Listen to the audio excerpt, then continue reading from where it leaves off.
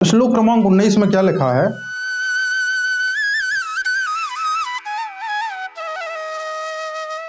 सघोषो धार्त राष्ट्राणाम हृदयानि विदारयत् नभश्च पृथ्वीं चैव तुमुलो व्यनुनादयन्।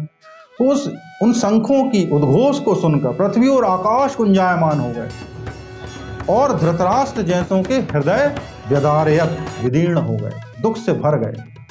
तो ऐसा क्या हो गया कि पांडवों के हृदय में तो उत्साह आ गया कि पांचजन्य बज उठा, देवदत्त बज उठा, भीम का शंख बज उठा, विराट का शंख बज उठा। वहीं धृतराष्ट्र के साथ में जो लोग हैं, चाहे वो दुर्योधन है, चाहे उसके और मित्र हैं, उनके हृदय दुर्बल हो गए। जब आप किसी गलत काम को किसी गलत भाव से, किसी गलत तरीके से जाते हो तो कहते हैं ना, चोर की दाढ़ी में तिनका। आप डरे हुए होते हो, आपकी बॉडी लैंग्वेज वो कॉन्फिडेंस नहीं होता। जब आप ट्रेन से लौट कर आ रहे होते हो और यदि आपने टिकट नहीं ली है तो टिकट चेकर दूर से ही समझ जाता है कि फलाने व्यक्ति ने टिकट नहीं ली। क्यों? क्योंकि वो बॉडी लैंग्वेज देखता रहता है, आपके पैरों की चाल को देखता रहता है, आप कहाँ देख रहे हो ये देखता रहता है। तो कहीं ना कहीं आपको पता होता है कि आप गलत कर रहे हो, तो उस दुर्बलता के कारण आप पकड़ में आ जाते हो। और जब आपके पास टिकट होती है और आप बड़े अच्छे से चलते हो और बिल्कुल आंखों में आंखें डाल के चलते हो और ठीक टिकट चेकर के सामने से निकलते हो, तो टिकट चेकर को पता चल जाता है आपके पास टिकट है और आपके कॉन्फिडेंस को देखकर वो आपको जो है छेड़ता नहीं। हमें कई बार लगता है यार कि ये हजारों लोग गुजर रहे हैं, मुझे ही क्यों पकड़ रहे हैं?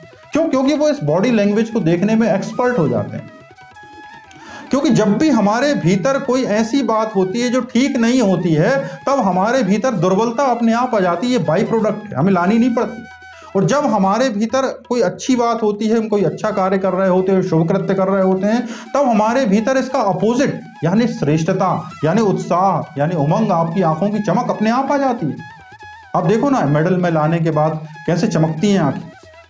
तो आपने अपने जीवन में ये अनुभव किया ना, आप आंखों को चमकाना चाहते हो, अपने व्यक्तित्व को चमकाना चाहते हो, तो सही रास्ते को पकड़ो। गलत रास्ता पकड़ोगे दुर्बलता आएगी।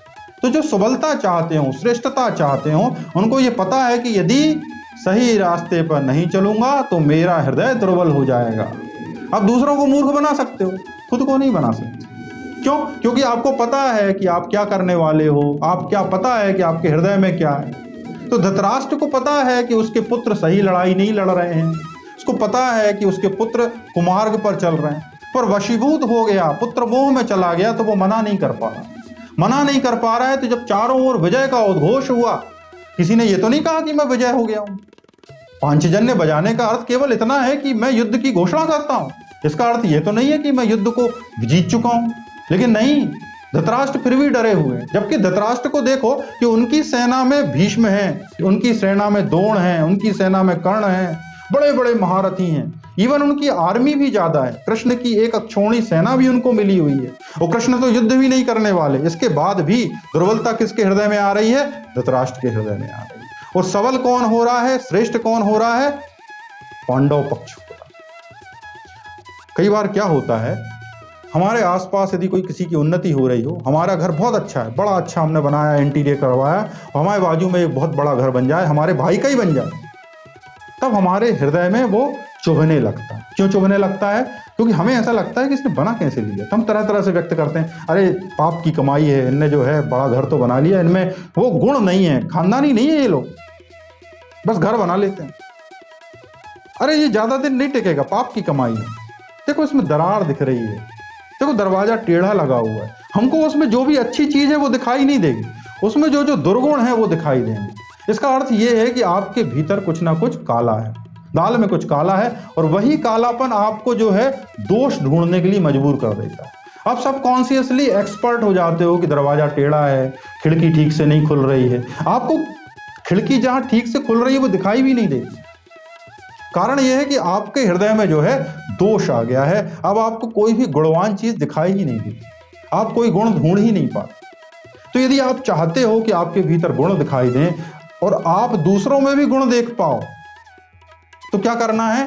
कृष्ण के साथ हो जाना है। क्यों? क्योंकि यदि कृष्ण के साथ हो तो हृदय में क्या नहीं होगा? दौर्बल्य, और दुर्बलता नहीं होगी। तो जहां भी आप हो वहां पूरे बल से, पूरी श्रेष्ठता से लगे रहोगे। और जब आप इस तरह श्रेष्ठता से लगे रहोगे तो उससे क्या होगा? आपके जीवन में चमक होगी, उमंग होगा, उत्साह होगा, और आप जहां देखोगे वहां भी आपको उमंग और उत्साह दिखाई देगा। और जब ऐसे व्यक्तित्व के साथ दूसरा व्यक्तित्व संपर्क में आता है, उसके भीतर में उमंग उत्साह भर जाता है, वह भी श्रेष्ठता के साथ आनंद महसूस करता है, फिर सभी लोग आपके मित्र बनना चाहते हैं। तो यदि आप चाहते हो कि लोग आपके मित्र बने, आप चाहते हो कि आपको सब और अच्छा दिखाई दे, तब आपको कृष्ण के ही साथ होना पड़ेगा। यदि आप चाहते हो आपके जीवन बेहतरी है तो अन्य श्लोकों के अर्थ सुने। सुनने के लिए बहुत बहुत धन्यवाद। हरे कृष्ण।